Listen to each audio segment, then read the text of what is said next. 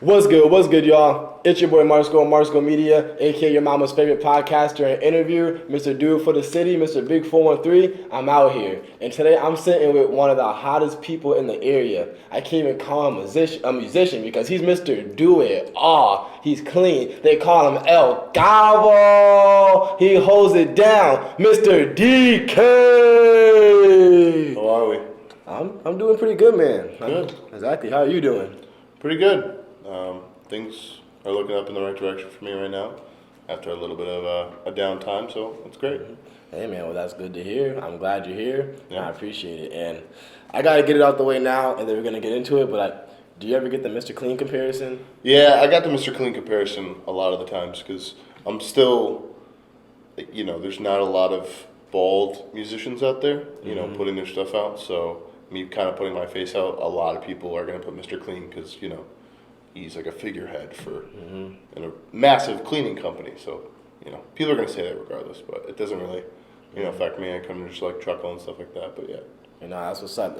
A lot of criticism comes with like putting yourself out there in general, and you just gotta let it wash off. And I know you'd be embracing it because I've heard the nickname El Cabo from you, so Yeah, I mean, it is what it is. I lost my hair at a young age, and you just gotta. I'm not gonna go spend $9,000 on some Turkish implant surgery, So exactly, rock out with it. Not an issue, man. But let's get right into it. So where you from, man? I'm from Agawam, Massachusetts originally, born and raised there, but I went to Chicopee High School. Hey. Yeah, so I went over there in Chicopee High School. So for me, it's tough because like all my friends and everyone, like my core group, is like in Chicopee, but I'm from Agawam, so I kind of just claim that I'm like from the area essentially, just so because I've been so many different places. So yeah, that's where I came from. Started music at a very young age, like 10, 11 years old. Okay. Was in musicals a lot, and then eventually transitioned into what it is now. With these musicals for like school and stuff? Yeah, so when I was like 10 years old, I had an interest in like singing because my father's a musician in the area, like a local musician. Okay. Plays in like a band, and for many years he played in a duo called the Guitar Dudes, which would play every Wednesday night at a bar called McMurphy's at UMass. Hey. So it was a thing for a lot of people, alumni, things like that. And then I went there, started going and performing like him and things like that. So that's where I sort of got the inspiration from him originally when I was a kid. It just took me a while to get there, and the first thing was musicals. So did things when I was, in middle school at McDuffie at a liberal arts school, playing different things like My Fair Lady and Fiddler on the Roof, and then going to other musicals with Susical the Musical and getting leads as a freshman and other things like that. And then I liked doing the musicals, but it wasn't necessarily for me, and as like self-centered as it may come off, I just kind of wanted to be like my own entity as an artist, and that's like was always my dream at the end of the day to do. So That's awesome. yeah. I mess with that, and not to flex or anything, but in my fifth school play, I was the Lorax in the Lorax, so That's fine. we're doing big things out here. But Yeah. they actually cut me from my middle school plays because I couldn't sing, so musicals wasn't really my thing. So Oh wow. yeah, but it is what it is. But what was it like growing up with a musical father? I didn't even know that. That's really actually So interesting. I mean, it's just the things with my dad, because like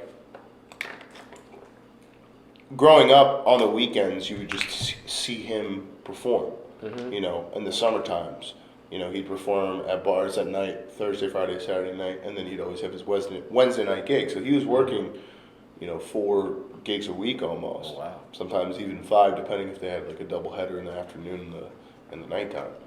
So either staying at my grandparents or watching him, I always kind of had like, okay, this is what I want to do. And for me, like my dad's my inspiration for music and things like that. And as he's also my inspiration as a human being. So being able to do that, it's kind of just ingrained in my livelihood of like, okay, this is what I'm meant to do because I'm part of him. Okay. Like I feel like that's my traits, my good traits, or like the talented things about me come from learning and watching him, but then doing it my own way, essentially. Awesome. Yeah. That's actually really cool. So Did you ever pick up any instruments too, like from Yeah, watching your so dad? I play guitar, keyboard. Those are my two main instruments. Okay. I play bass, and then I play ukulele. I can play like I would put those in that order. It would go guitar, keyboard, and then bass, ukulele. I can kind of pick up a lot of string instruments and like get the gist of it if it needed to be like a situation where like I could play a sample. I'm not at the point where I could go up to a keyboard and start like ripping up chords like quick changes. Guitar, I can do that, but Okay. I've learned through producing and things like that how to really just like work a piano well and things like that, but not in that type of way. I don't know how to really explain it, but yeah. Yeah, that's actually really cool. So I was actually that actually goes into what I was gonna ask next. So I'm guessing that like the playing those instrument is what really got you into like wanting to produce and like mix and all that other stuff. So the story goes like I was, kind of playing guitar and always writing songs over years and years and years. And I had remembered I came home from my freshman year and I was like kind of at like a breaking point, like, all right, what do I really want to do? Right? I had all these options in high school and I was like, what was the one thing that remained constant no matter like what the day brought, right? Like I can wake up and be like, okay, like I'm gonna live, breathe, and talk about like music again, and things like that. And I was like, to the same point, I was like, I know how to play all these instruments.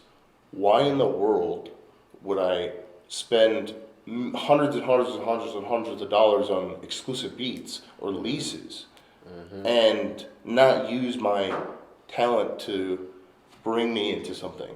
Like, that was always my thing, and trying to just like save money and be cost efficient, because like in college, like I worked weekends and worked hard and was doing a lot of things and also performing.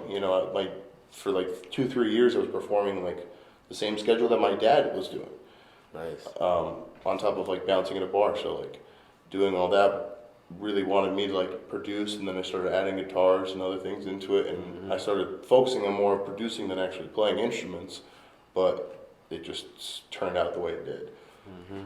That's awesome. And like, so what was the learning curve like from getting into producing? Like, were you a natural at it, or like was it like super I hard? wouldn't say I was a natural at it. I think like with me, the reason I put out songs is like I can't convey my emotions best when it's in a situation.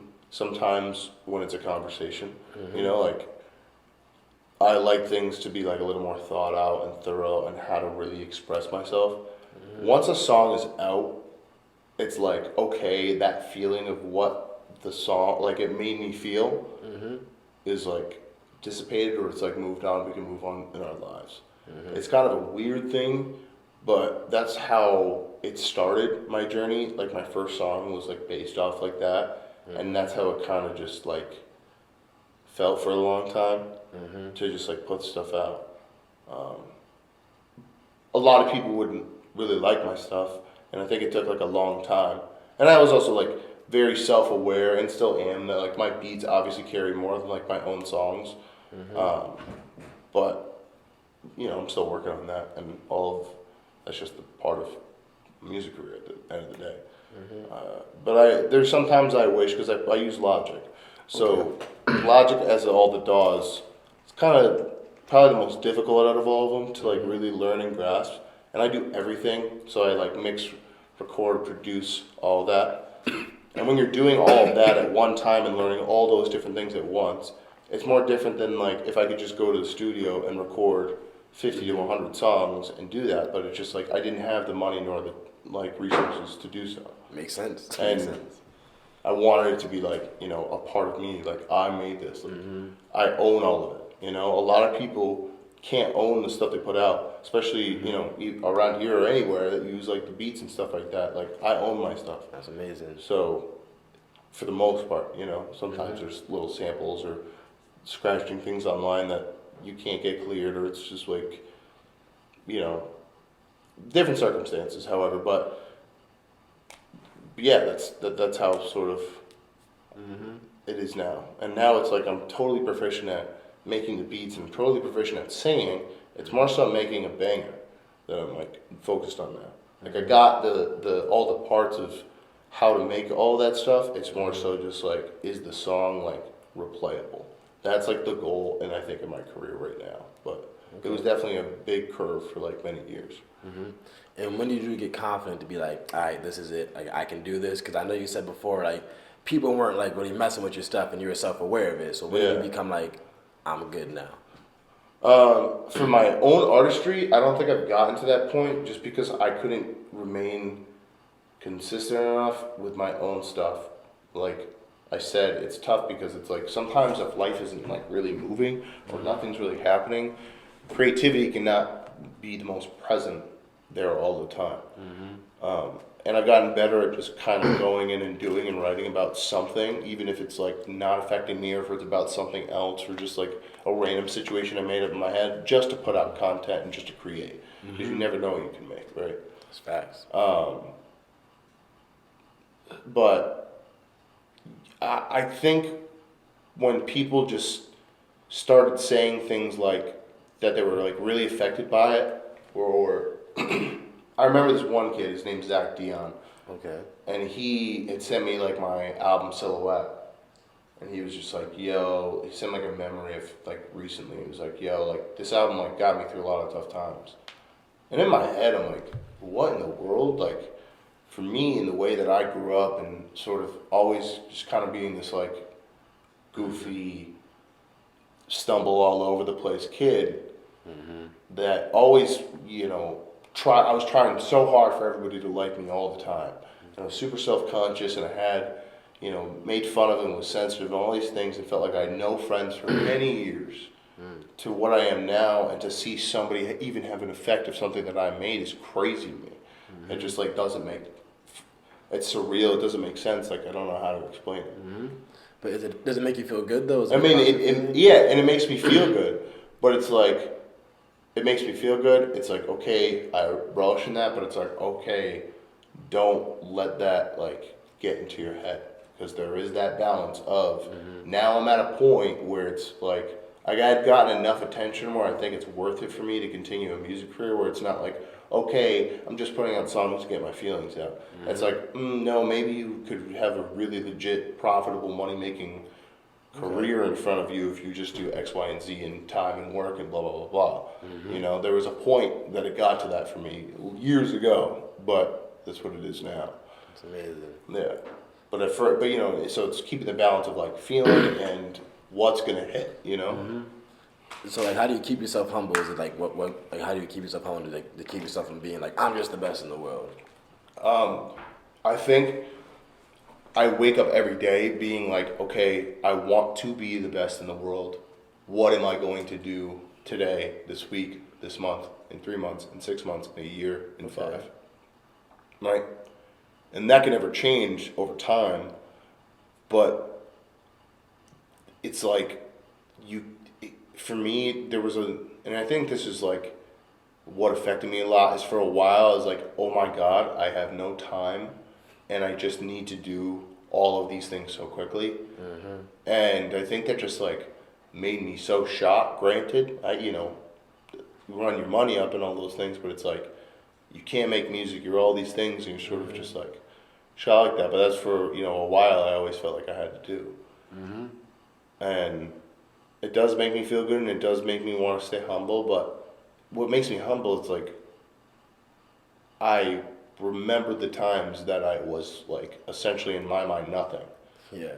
I remember that. I don't let it get to me, because I kind of embody my way as best I can with the golden rule. Try to make sure I treat people as best I can.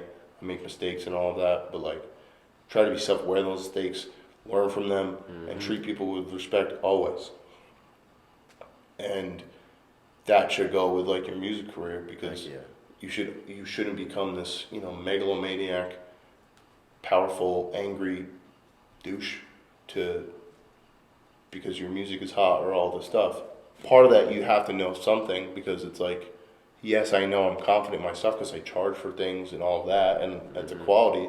But at the same time, I'm always learning. I can always get better, and I haven't gotten to a place where I can, you know, pay off my loans and pay my parents' loans and my sister's loans, and like that's what I need to do and want to get to there. Heck yeah.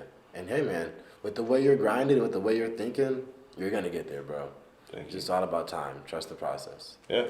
Heck yeah. But so like listening to you talk, and like you said it yourself, it sounds like you have like a lot of emotionality and just like a lot of thoughts going on in your head. So Yeah. what's like the songwriting process for you? Like how does that play a part in your music?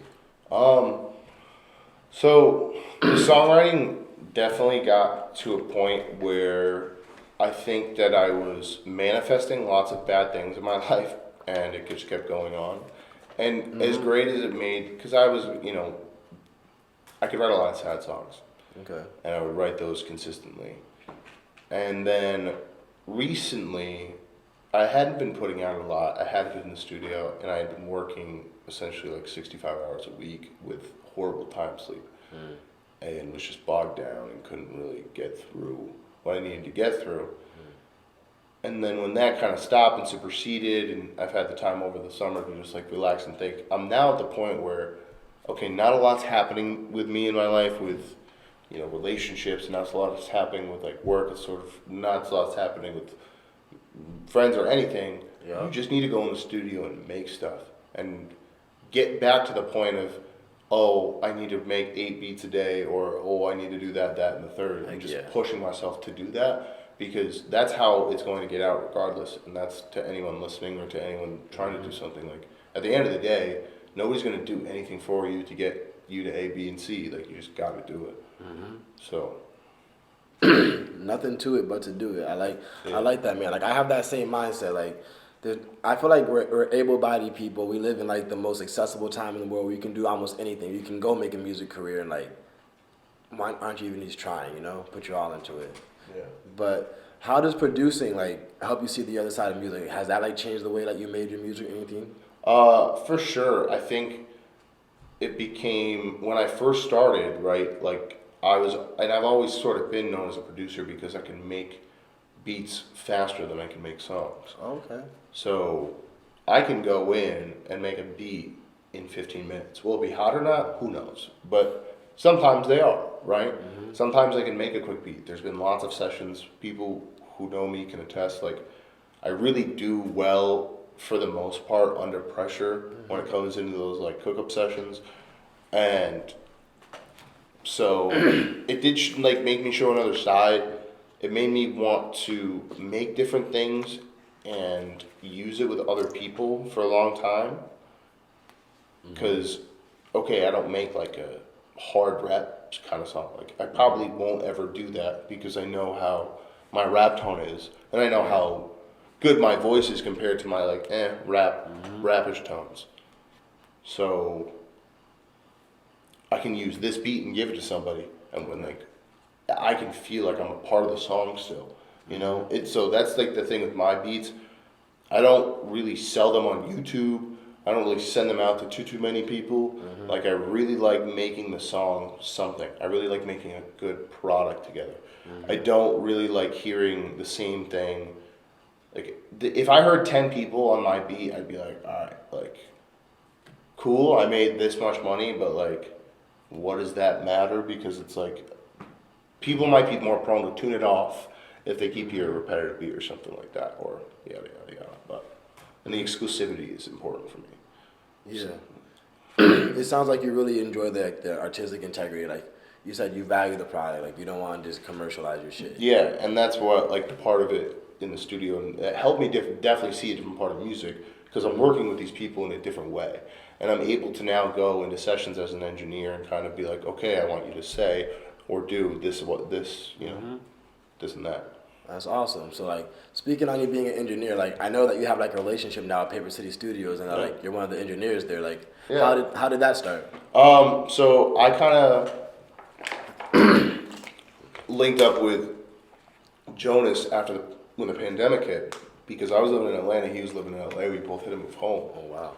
And we'd never met, but we had always talked for a long time because I had always known his music. And I mean, him and me, it's kind of like we're super similar on the music wave. Like, he's he's an artist, he's a producer, he's an engineer. I'm the same, right? We can go into the studio and it's just like we know what to say, speak a language, and have that. So it was just that immediate connection. And then Jonas introduced me to Tai Chi, and just over time working with music and going to the studio, and when they really wanted to have that grand reopening and have that experience and really bring that good professional quality to life, it was kind of like a no-brainer because they allowed me to be my own person, they allowed me to be my own artist while still coming in and just engineering for them and providing a product and being able to just make good moments and propel the scene. You know, for me this year, I felt like the scene was completely just like not as great as it was last year. And it's just because of the sheer fact that there was more stuff being put out last year than there was this year. And that's just what it is. And now with Paper City being open, I want to be one of the people to like get this place to a point where we can really get a scene and we can really move. You know, if you look back on all of the really popping people. Granted, nowadays with the internet, you can like pop off on anything. But when you have that scene and you work together and you build that and you have something to feel like you did it, you represented. For me, it's like I feel like I did it for the people that like really cared in my life, and like it's also like showing to the people that didn't that I could do something and prove you wrong. You know, and that story, that thing, that scene, that feeling is across every successful, you know, artist and region for the last 40, 50 years. Thank you. And being able to be at Paper City and to hopefully bring in a lot of clients and to get more people in the studio, get people comfortable, get people really professional quality, not like recording stuff with the AC on and a bad mic. You know, we really want the best product possible for you and to really boost the scene and to create those moments and create the things that will propel us into success for the area and see things that are great, you know? That's fire. Like, so it sounds like you have a lot of love for the area. I see the 413 hat on, you know, Yeah. always showing respect, and the way you were talking about it is super passionate. So like, can you speak about like how the area has shaped you to who you are today? Like, how you like, how's the 413 like made DK a little bit? I think, so I left twice, and I think it was great for me because it gave me time to be away, reflect, and really change who I was as a person moving forward. Like there was like certain key points where I felt like I moved. I'm probably in honesty, like all in all, like I probably won't stay here forever. And that's okay. But I like representing where I'm from due to the fact of this specifically, the music that I do and working with the people that I have, regardless of, you know, if we're close, if we're not, of all this, the sheer fact of music being put out and being around the scene and putting on shows and doing all these things, that helped me so much find like my community. And also the 413 showed that I do have people on my side, that there are people that care, and there's also people that I want to prove wrong, and there's people that I want to say, hey, you know, I wasn't going to be these things, like I am going to be what I'm telling myself I'm going to be. Thank you. And I also want to just help out local brands and help people pop off. Like, I'm an artist that wants to have millions of plays. Do I have that? No. I bet people that put hats and designs and streetwear and things and food businesses and stuff around here want their stuff publicized and want they're there. And if they're doing something and it's out there and you try it and it's great and it makes you feel good, or it makes you feel good seeing them be like feeling good, then support that, post it, do something. Yeah. I never understood that, but the fact that I was around a situation where it was like that and it was just love and respect and like, yo, you're fire, yo, you're talented, you're unique, and vice versa, and me sending that back to people, just that's my form, dude. That's how I want to view it, right? Oh yeah. And regardless if I leave, regardless if I come back, you know, regardless if I never come back, you know, it's still like a part of who I was. I agree with you, and like I feel like a lot of people in the area right now, they view the area as like kind of whack, like, you know, like I feel like it's up to us to like make it lit. Like New York wasn't New York overnight. People didn't just start popping off out of there. Like it comes from the people. It's our responsibility to up the area. I mean, there's so many talented people in the area who have been tapped into big things around here. You know, it's not like there hasn't been not that many people around here. You know, it's a small population compared to Boston, New York, and Atlanta, and all these other places. But maybe that's like a used to the advantage, right? That you could really be something around here and propel that. And you have sports teams. We have the Hall of Fame. We have the Mass Mutual Center, MGM, so many different things that you could help and propel. You know, we just have to come together. Obviously, it's tough with getting show spaces sometimes, but Yeah, I agree. But I feel like the smallness of the area sometimes is kind of a benefit too, because I feel like we're all super close knit. Like we all like know so many other people. Like just me running into you the other day just by yeah, chance, that was crazy. Like yeah, that was super wild. But like, and I feel like we have a chance to do something big here because like a lot of those big places that you're talking about, they have gang violence. Like you can't mess with this person because of this and that. Like for the most part, in the music scene, we don't see too much of that division. Like I don't yeah. know if you do, but like I mean, I for me, like I just try to stay out of anything and yeah. just sort of I keep everything kind of like when I'm in the studio, I'm in the studio type of deal. And like that's how I've always tried to work. Sometimes I'll get a little distracted here and there, but like I stay focused as much as possible when I'm in the studio. So I kind of get out of that. You know, I don't really get involved in that stuff, but everyone overall, as far as the music and being respectful to that, generally is pretty good. For people that like actually put out stuff and are actually doing things around here, for sure.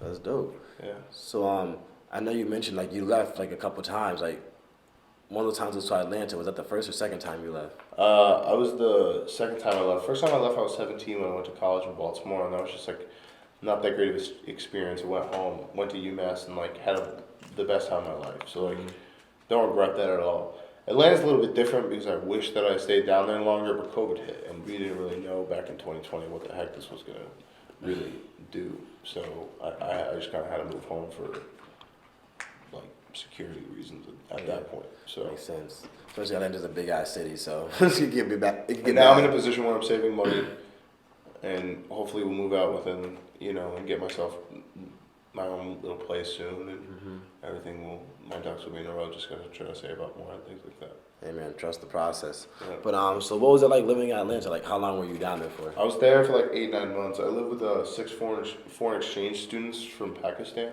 Oh wow. And lived on the street of Mosque. So it was definitely, and I had my own little room. So it was definitely like a cultural shift, right? So being a part of an environment where they have certain dinners at certain times, they pray at certain times, a mosque like walking distance from my, you know, house, and it's sort of a completely different vibe. We sort of, and they spoke like mostly a different language. So working there and trying to make music, they never really said anything to me. They were nice guys, but it was definitely tough, working so many hours and not working a lot before and trying to make up for money from before. It was a tough grind, but I've really always been able to do music, and during that time in Atlanta, I was able to work, but also bring my laptop in because I was working at a call center. Okay. So a big pivotal part of my growth really came during that period in Atlanta, because I would go in and I would have my laptop, and at first I was like, people can like bring their laptops here, and they're like, as long as you're answering the calls and staying focused on the calls and what you need to do, during the downtimes if there's no being calls, you can be on something, just be able to hear your phone. Nice. So it's like, so I can bring the laptop and make beats. She's like, yeah, sure. Oh wow. So I was like, yeah. So it was like 8 to 9 beats a day while working a 9 to 5 job from like November to March. And that was really that time period of like where it grew for me because I was able to do that. So I think it shaped me in like who I was. It's just unfortunate. I do miss Atlanta. I do feel like the Atlanta that I moved to and the Atlanta now are really different. And I think, I don't know how I feel about everything. And the heat last like 2-3 summers has been really, really bad. And I don't know if it's going to get better with global warming and everything. So I don't really know yet with everything. And the laws in Georgia are not my forte. So Yeah, I agree. A lot of different stuff happening down there, but so what was it like living inside like that community? Like, did you ever participate in the culture? Like, did you like interact with the people that lived in the house ever? I was honestly working 70 to 80 hours a week. So wow. it was like really, really tough for me to like kind of make food and do my own thing. And the thing is too, is it like they cook halal, I believe it is. I could be wrong, but I believe it's halal that they cook, and there's certain products of food that can't be touched, like bacon and pork, things like that. Yeah. So you have to be very conscientious of that, and living those conditions. It can get, you just adapt to it. So I didn't really participate in the culture, And it was also the thing where it's like kind of like the 6 people. I'm like in and out of the house, working somewhere, working at a restaurant, eating food there. So I'm not buying a ton of groceries there. Yeah. But it was definitely like a a tough situation to adapt to.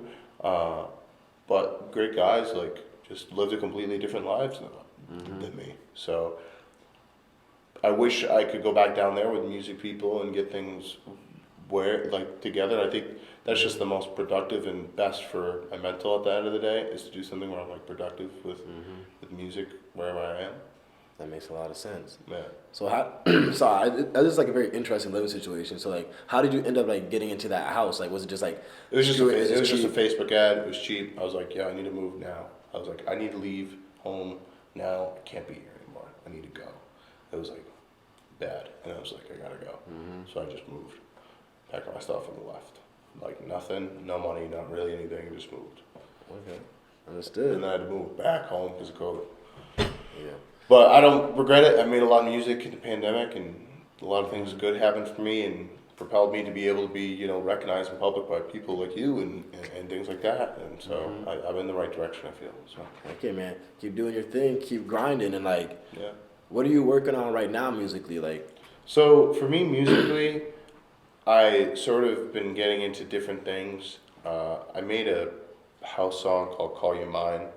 That fire, by the way. I listened. I liked it a lot. Thank you, I appreciate it. And a lot of people seem to like that. And I had EDM stuff back in the past that did well. And many people have told me to sort of get into that lane. So I'm going to sort of test the waters of things like that, but also still testing the waters of making things my own sound and all of that. But it's definitely going to be sort of like an upbeat sort of dance thing. I'm working on my album. I'm not going to reveal the title and everything yet, but you can kind of see it through my profile and things like that. But I'm making that album, I'm really just constructing it, really feeling things out. I think if it just makes the most sense for me to sort of gauge the radar of social media and what song that I may love may not be reactive to, or people may not react with the way that I do. So keeping that all together and sort of making stuff, posting content, and then from there being like, okay, what needs a video? What needs this? How are you going to put it out here? Are you going to put this on the album? Are you going to release this as an EP or whatever? Just getting all the songs together at this point is really what I'm working on. And then just trying to get more people in the studio for engineering and clients and things like that. Hey, that's awesome, man. So one thing like when I was like doing like my research and stuff for like, and also like I just listen in general too. So like, I would say like your music had like a big jump and like you're always like making good music. But you had like a big jump in talent from what I feel like I noticed, like mid 2020, like 2021, like in your music. Did you notice that too with your music? Yeah, it was just like I got like the industry plugins. I just got the stuff that like the pros use essentially. So once that started getting into it, and I started mixing on Logic with real, authentic like. I know stock plugins like there's certain presets out there. They say they work, all that stuff. Like. For me, like when I got this way, it just made it sound better. Like the you get what you pay for essentially. So it's just crisp. It just sounds so smooth. Yeah, and that takes things over time and figuring out your presets and forever. You can keep fixing your preset and your different vocals and all that other stuff forever. So. Thank you, man. It's just I definitely noticed that. I know it's fire. So like one thing too is that like you have a very unique sound for the area and it's like what you do, and it's always constantly evolving.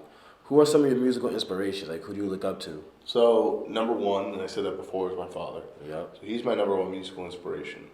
Now, if you ever see him out performing, and you've heard my music, or you're a fan of my music, and you watch him sing, or hear him sing, you can probably notice a lot of similarity between him and I. Okay. So and I didn't even realize that for a long time, and then I was like, okay, now I kind of get it. People said it before, I was like, I get it. But, honestly, it was weird because I grew up listening to metal and like these metalcore bands and sort of like the Warped Tour-esque bands and things like that, and the singers from those sorts of bands, and All That Remains is from Springfield. Okay. They're a metal band. So Philip Labonte, Caleb Shomo, Kellen Quinn, all these singers in these heavy metal bands were what I was like really listening to and getting into. And then over time, when I first got into high school, I didn't really get into hip hop or R&B until I was 18, and that's what I kind of made and make now. So it was sort of a big jump and a big switch. So I think that influence carried on into the R&B and the way I am, the way I kind of sing, which is very unique. And I think I know, like I'm kind of self-aware of that, and I think that's what's been the blessing and the curse of trying to find the balance of what is gonna make the song good. What's the tone? You know, I don't have like the rap tone that I can just talk and it sounds crisp and like a good smooth thing. Like, Yeah. I don't really have that, but I do have a good, like, you know, I do have a good voice. So it's like, but it's unique and it sounds different than most. So how is that going to blend together? Again, dude, definitely lean into your uniqueness. Like, I make like a lot of like rap music, but I would love to evolve my sound more into like what you do. But like, I don't have that like natural atonement in my voice. So lean into your stuff, man. Thank you. Yeah. Exactly. And so do you have any music out with your dad, or like, do you ever make music with your father? I sampled him in my last like set of EPs that I did. You know, he works a ton. He's been doing it for years, and so I don't know if I don't think me and my dad will ever collab like that. You know, but you know, I don't mind that. You know, I just like look up to him, and he's whenever I say that, he's just like, I just want you to be happy. I'm like, well, I am, but you know, it's just it is what it is. But I'm a lot. I work with people a lot. I work with loop makers a ton, but I'm very much like produced by me, done everything by me, kind of that type of person. And I don't mind collabing. I would love to collab. I would love to do a project without beats. It's just my dad and I probably won't, but it's okay. It is what it is. That's dope.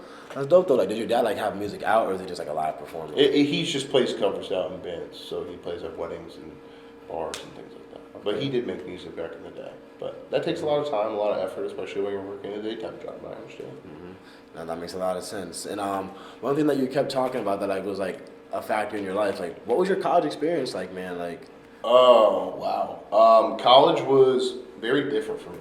So when I transferred from Towson in Baltimore back in 2015, I was like, okay, I think I'm going to go to UMass. I'm going to go to HCC first, get my credits together, go to UMass. And then there was a position that had opened up in August for a bouncer position. And I was looking for security positions because I had done security when I was in high school. So yeah, like you're a bigger guy, definitely. I yeah, see. I'm like 6'3.5", 6'4", about like 260. So I'm like a pretty big dude. I'm trying to cut, but anyway, wanted to become a bouncer, so I did the application, sent my picture, went up to him, did the interview, and I worked at Monkey Bar Amherst for like on and off 6 years. Oh wow. So my college experience is basically working Thursday, Friday, Saturday nights.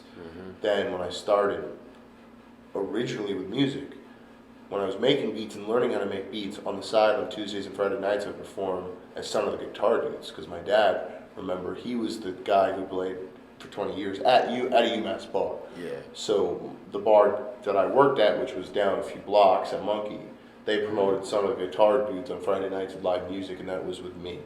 So I was performing and doing all that while making beats and putting out songs. So I was basically a bouncer for my entire time. I didn't party a lot. I've never had alcohol before. So So I don't drink. I've never had a sip of alcohol. I don't drink at all. And with that being said, though, I like to socialize. I love talking to people. I love to just like dance, party, have a good time. So I felt like it was best to, work with bouncing. What that did, though, was it gave me the opportunity to network as much as possible with people. My first intention was make sure the people are safe, make sure they're happy. Once that's out of the way, you build a relationship, and then you can promote your stuff. And you were making music during this And time? I was making music during that time, right? So it's like I'm bouncing at the bar. Everyone's like, "Oh, I know DK, blah blah blah." Like the one thing that I'm passionate about, I'm gonna make sure that they know about, or I'm gonna segue a conversation to do it. Like trying to be the best businessman I can be. Yeah. I kind of worked my way and I wouldn't say mastered the craft. I don't know if this is like a tip to do, but a lot of the conversations I have with people are authentic. They're good people. They actually care. But I always, would always like promote my music. At the end of the day, if they don't rock with it, if they rock with me and they don't rock with my music, or if they don't at all, like it's not going to matter to me. But doing that in college really boosted my fandom, or not fandom, but really boosted my catalog, really boosted streams. A lot of people wanted to see me. A lot of people wanted to see me perform. now I'm performing in Boston next month. I'm like Nice. the only Western Mass artist on the bill, on the whole Boston bill. And all those people out in Boston, Museum TV, and they rock with me. So I sort of just use that as a way to get myself a network, and it was a way. It was a great, the job was good for what it was, and I kind of just worked that while going to school. Okay, that's fire. And you got any crazy bouncer stories? Like you ever had to like body slam somebody or something? A lot of I never really liked I was never a fighter, and I'm not a fighter at all. And the thing is with me is that I'm so much bigger than majority of the people that if I'm in a situation and someone hits me all the time and they're drunk, I'm sober, and I go and like hit them or assault them and I'm gonna hurt them more at the end of the day. So I gotta really, really just keep my composure in doing that. But there's been situations of like carrying and definitely removing from the bar.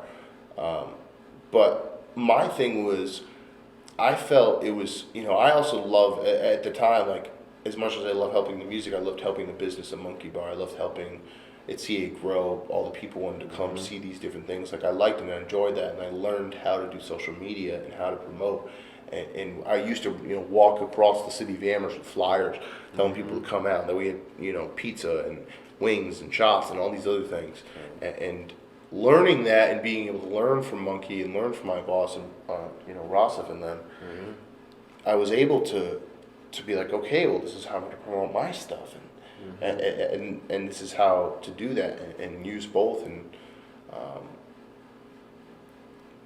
so that really was all that I did, and then I went and left, and then when I came home from the pandemic, I started my day job, and then I was like, okay, I need to make a second job. I need to get some more money. And I was like, I just need to go to a place where I know what I can do. So I went back to Monkey, and then I left about a month or two ago for good. But, that really helped me get to where I am today. That's amazing. And I know you said you're doing like a lot of networking and stuff.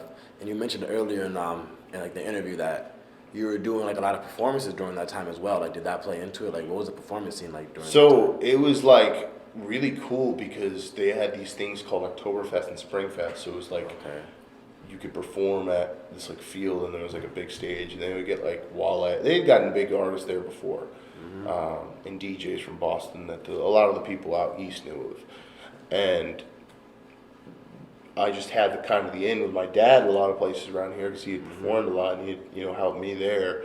So when I would perform, I could perform out in different shows and get my name out there. And just really try to put myself out there and try to get myself on shows and make opportunities for myself.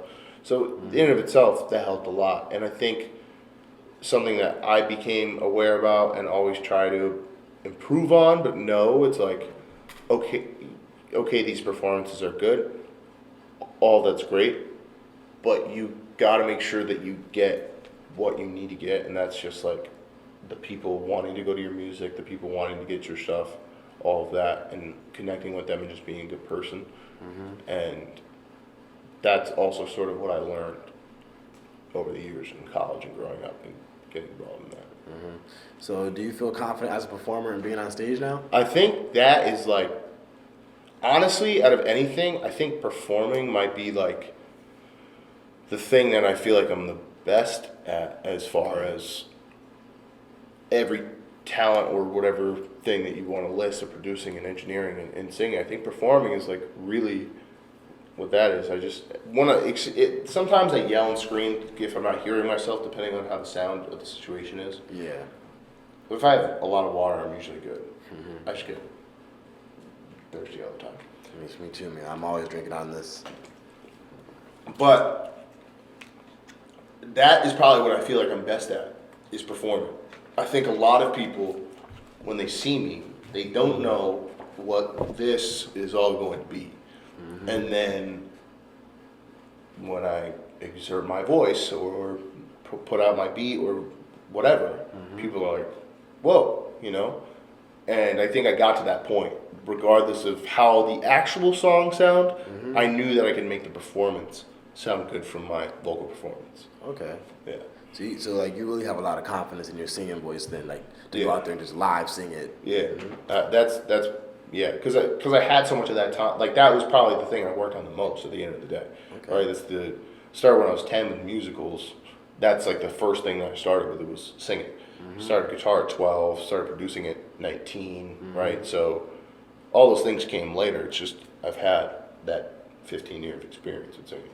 That's awesome. And so one thing too is that like you're big on the internet, like you use like social media pretty well. Like I went through your page, like you like it's structured pretty well. And one thing I saw was that you had submitted something to Adam 22 a couple years ago, and like Yeah. he kind of roasted you. Like, can you speak on that a little bit? Yeah, so like I've always been the type to just like put anything out there. And at the time like Lil Nas X had put out a country song and I was like, okay, I'm gonna do it. I'm gonna get all this attention, blah blah blah. And it was the biggest like I don't say it was the biggest regret I've ever done, but it's not up anymore. I think it was dumb. I just didn't take myself seriously. And part of the stuff about going into feeling and things like that, he did have it was like a joke, but I was like in my head, I'm like, oh my god, I'm gonna get viral. And what I learned was like, it's so easy to get viral. It's a lot harder for longevity. And for me, I want to have longevity with a legacy, right? Nobody, when you're gone, hopefully, when everyone's gone, hopefully many, many, many, many years from now, nobody is going to know or care how much money you had. They're just going to know if the music was good and if you were a good person and you connected with fans and you did what you needed to do.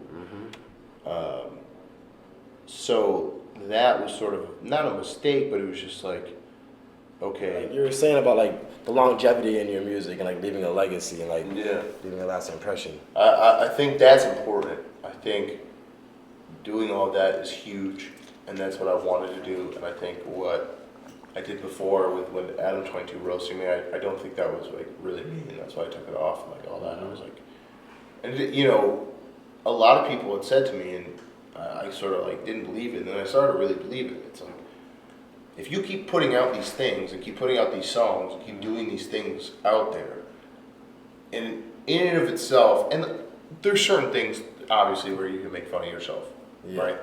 There's a certain balance. I like to do it sometimes myself still, but there's also still the point of like, okay, if I really want to be serious, I'm not going to do this dumb country song, right? Like I'm actually talented. Why am I doing this? For what?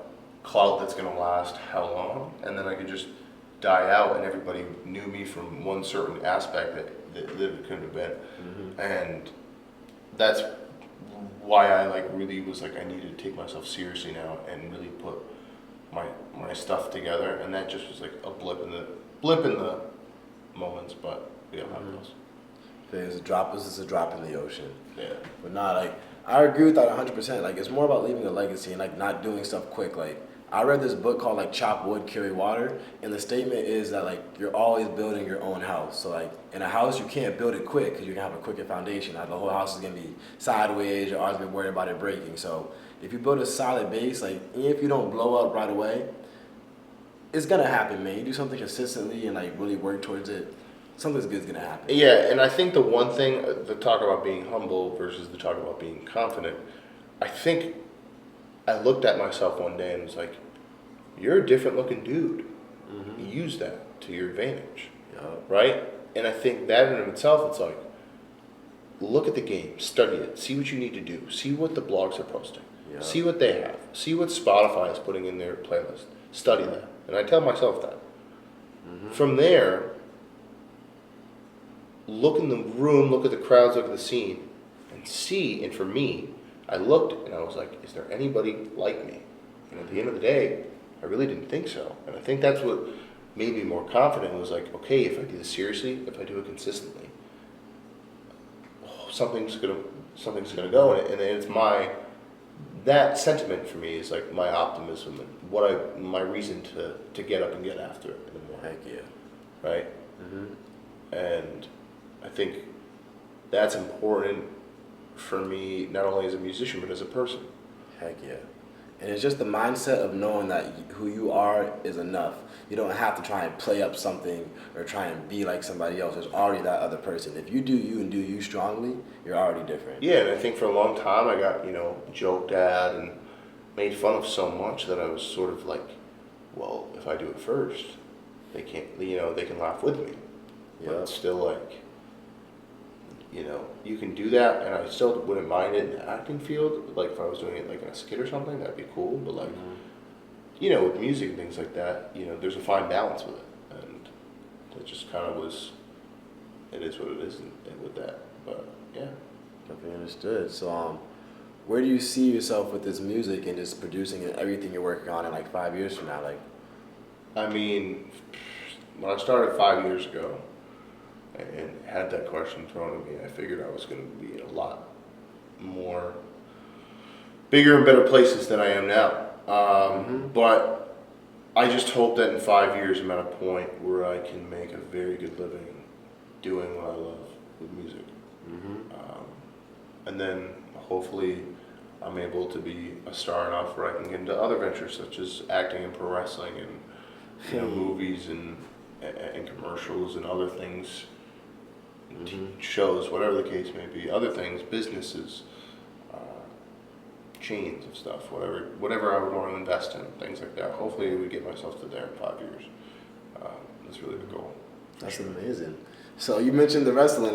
You grew up a fan of wrestling too? Yeah, like I'm a massive pro wrestling fan. Like that's my goal is to get myself to a point where I can be a big enough star or a big enough celebrity, quote unquote, to then use that as leverage to really, really get into professional wrestling ring. The Logan Paul effect. And the Logan Paul effect essentially, but like really, really go in there and really give it my all and like really have like another part of my life and passion to that too, and acting as well, comedy acting and drama acting, whatever the case may be, all of that, That's awesome. I have my podcast behind me, the Broadcast. Yeah. And one of my podcasts, I said that same exact thing. That like my goal is like I want to get like famous enough where I can like transition that, like leverage it to like do other things. Like I would love to just like have a run in wrestling. Like just give me a storyline, let me wrestle, like let me pin somebody. I'll even lose. I'll put the other person over. I just want to do it. That would be great. I think that'd be so super dope.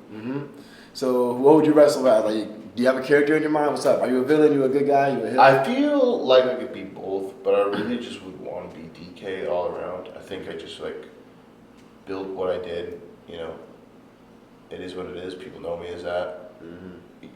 Make it into a character. I think you can have like different nicknames and things like that. And I think if I was ever to the point where I was good enough and I was training hard and doing that, but the first big record label check after the house, after I paid some loans off, the first big purchase is a pro wrestling ring in the crib. Yes. Like I got good studio equipment regardless right now.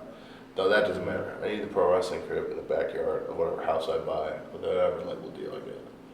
Let me know. I'll be there. I'll set the camera equipment. We'll get our own wrestling promotion going. Let me know. I'm with it. I'll jump off the top rope. I'm jump hard as shit.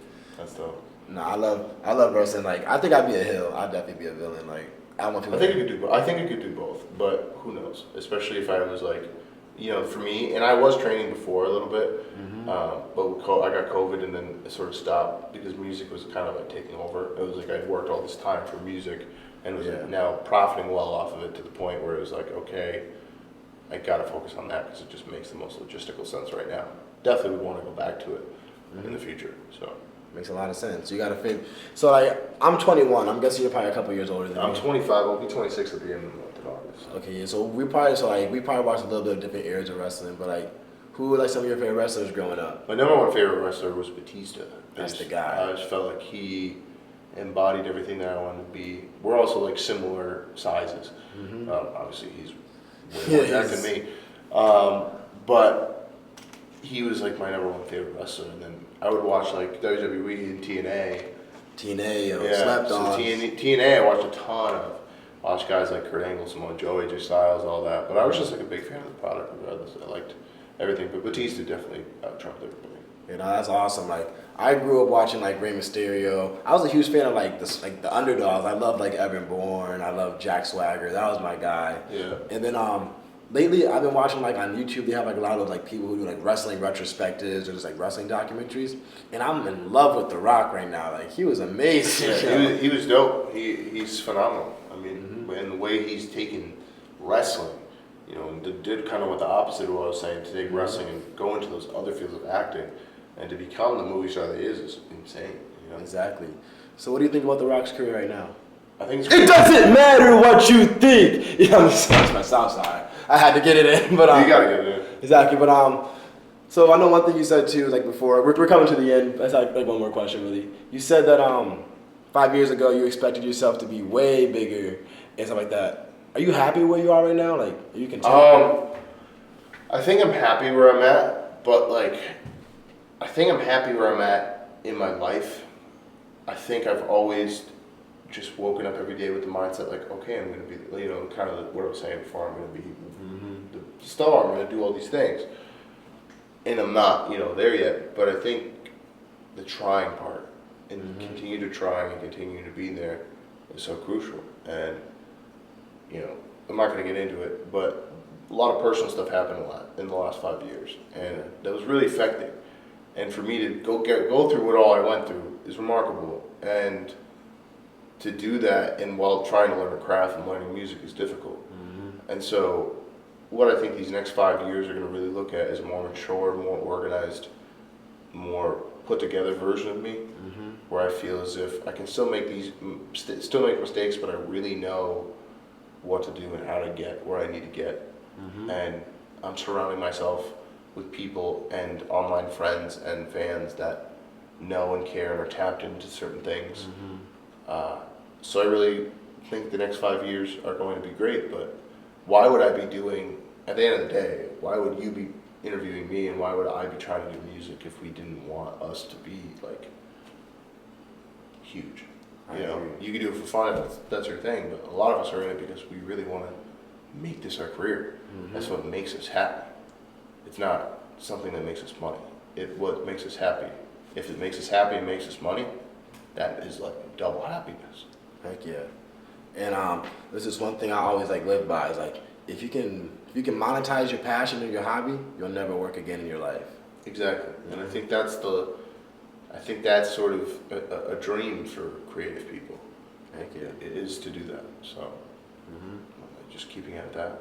I like that, man. So this was an amazing interview, man. Like you brought the heat. I hope I held up my side of the bargain. Of course.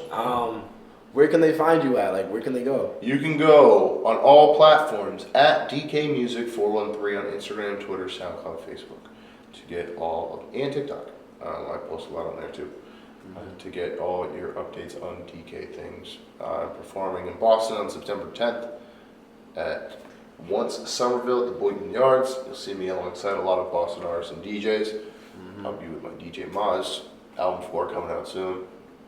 More songs coming out soon. Shows, beats, all that.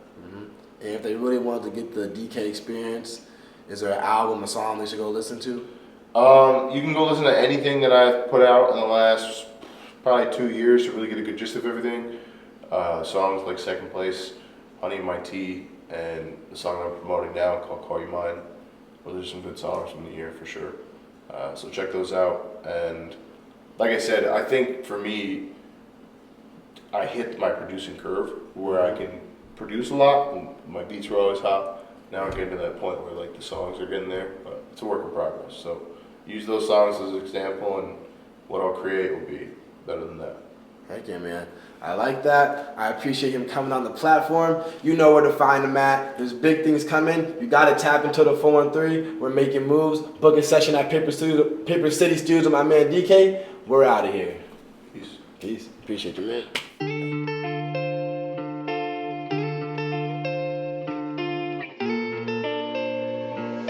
Triple got the sauce, boy.